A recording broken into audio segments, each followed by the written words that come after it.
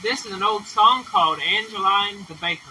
There's another variation called Angelina Baker. That particular version has a different melody to it. I'm going to be playing this in open C banjo. So the tuning would be G, C, G, C, E from top to bottom. It's not as common, but I really like the way it sounds and the way it plays. Now, when you play this song right, your hands will be just about dancing on the banjo, sliding, jumping, popping around. And that's some of the character of this song, is the variation throughout it. I might slow it down, I might speed it up. That's the character of this song. It's an old one, Angeline the Baker.